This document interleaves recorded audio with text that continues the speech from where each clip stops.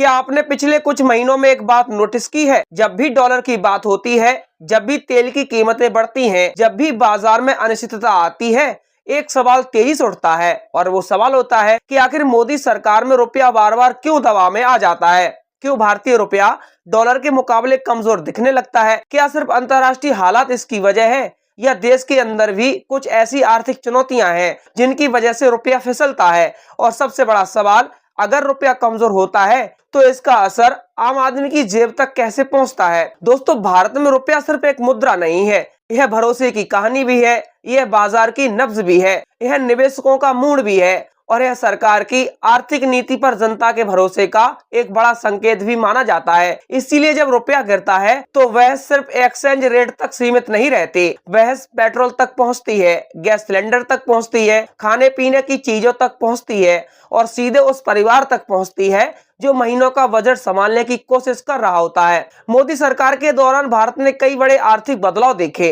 Digital payment में तेजी आई, infrastructure पर रिकॉर्ड खर्च हुआ, भारत दुनिया की सबसे तेजी से बड़ी अर्थव्यवस्थाओं में बना रहा, विदेशी निवेश भी आया। लेकिन इसके साथ एक दूसरी कहानी भी चलती रही और वो थी रुपए पर लगातार दबाव की कहानी। जब नरेंद्र मोदी पहली बार प्रधानमंत्री बने थे तब डॉलर के मुकाबले रुपया आज के मुकाबले ज्यादा मजबूत था, लेकिन समय के साथ डॉलर लगातार मजबूत हुआ और रुपया दबाव में आता गया। यह सिर्फ भारत में ही नहीं हुआ, दुनिया की कई करेंसी अमेरिकी डॉलर के सामने कमजोर हुई। लेकिन भारत में इसका असर ज्यादा चर्चा में इसीलिए रहता है क्योंकि भारत दुनिया का बड़ा आयातक देश है, खासतौर पर कच्चे तेल का। यहीं से सबसे बड़ी कहानी शुरू होती है। भारत अपनी जरूरत का बहुत बड़ा हिस्सा विदेश से तेल खरीदता है और अंतर्राष्ट्रीय बाजार में तेल की कीमत डॉलर में तय होती है। यानी अगर तेल महंगा हो जाए और साथ में डॉलर भी मजबूत हो जाए तो भारत को डबल दबाव झेलना पड़ता है। सरकार को ज्यादा भुगतान करना पड़ता है, आयात बिल बढ़ता है और जब आयात बिल बढ़ता है तो विदेशी मुद्रा की मांग बढ़ती है। इसी दौरान डॉलर खरीदने की जरूरत भी बढ़ती है और जब डॉलर की मांग बढ़ती है तो रुपया कमजोर पड़ सकता है। दूसरी बड़ी वजह है अमेरिका की ब्याज दरें। जब अमेरिका का फेडरल रिजर्व ब्याज दरें बढ़ाता है तो दुनिया भर के बड़े निवेशक अपना पैसा अमेरिका की तरफ शिफ्ट करने लगते हैं। वजह दोस्तों साफ है, क्योंकि उन्हें सुरक्षित और बेहतर रिटर्न चाहिए। इसका असर भारत जैसे देशों पर पड़ता है। विदेशी निवेशक भारतीय शेयर और बॉन्ड मार्केट से पैसा निकालते हैं, डॉलर की मांग बढ़ती है और रुपया दबाव में आ जाता है। कई बार भारत के बाजार मजबूत दिखते हैं लेकिन फिर भी रुपया गिरता है।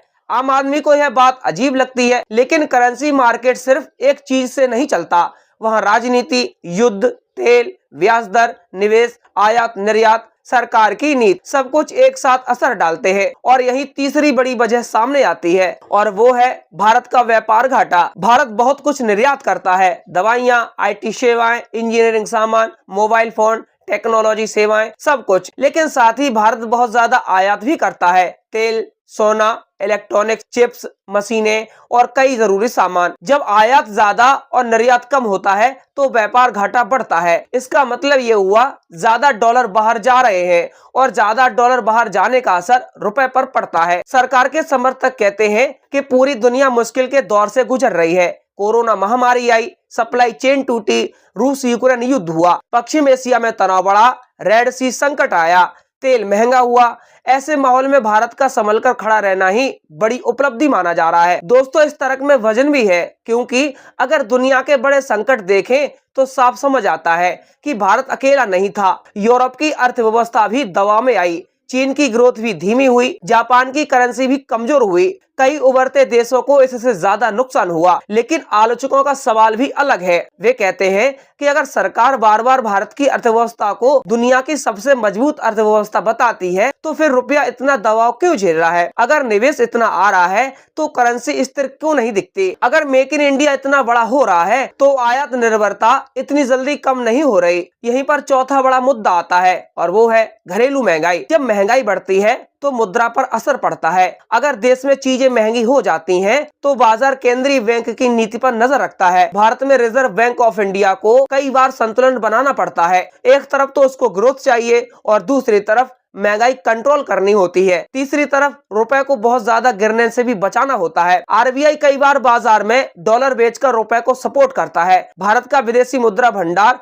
इसी वजह से बहुत अहम माना जाता है। अगर अचानक बाजार में ज्यादा दबाव आए तो RBI बीच में आता है।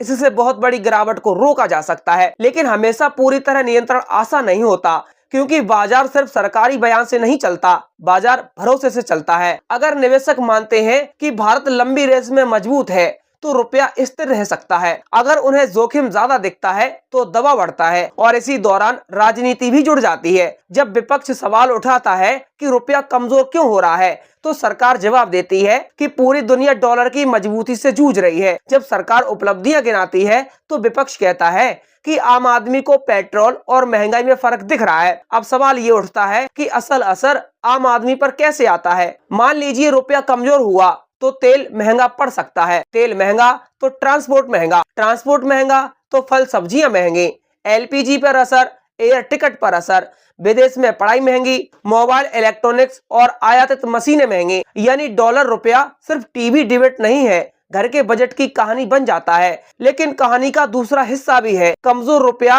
कुछ सेक्टरों को फायदा भी देता है, जैसे आईटी कंपनियों को डॉलर में कमाई होती है, निर्यात करने वाली कंपनियों को फायदा मिल सकता है, विदेश से आने वाला पैसा ज्यादा रुपए में बदलता है। यानी रुपया गिरना हमेशा एक तरफा नुकसान नहीं होता, लेकिन आम जनता को महंगाई का असर ज्यादा जल्दी महसूस होता है। मोदी सरकार का कहना है कि भारत लंबे समय के लिए आर्थिक आधार मजबूत कर रहा है। Highway, rail, manufacturing, digital India, semiconductor, defence production, इन सब पर बड़ा निवेश हो रहा है। सरकार का दावा है कि आने वाले वर्षों में भारत की उत्पादन क्षमता बढ़ेगी, निर्यात मजबूत होगा और रुपए की स्थिति भी ज्यादा मजबूत आधार पर टिकेगी। विपक्ष कहता है कि जमीनी असर और बड़ा होना चाहिए, रोजगार तेज होना चाहिए, आयात पर निर्भरता और घटनी चाहिए और आम आदमी की खरीदने की ताकत बेहतर दिखनी चाहिए। दोनों पक्ष अपने अपने तर्क दे रहे हैं, लेकिन असली तस्वीर शायद बीच में है। रुपए की चाल सिर्फ दिल्ली तय नहीं करती, वाशिंगटन भी असर डालता है, तेल उत्पादक देश भी असर डालते हैं, युद्ध भी असर डालते हैं, विदेशी निवेश भी असर डालता है और भारत की घरेलू आर्थिक ताकत भी असर डालती है। यही वजह है कि रुपया एक दिन मजबूत दिखता है, दूसरे दिन दबाव में आ जाता है।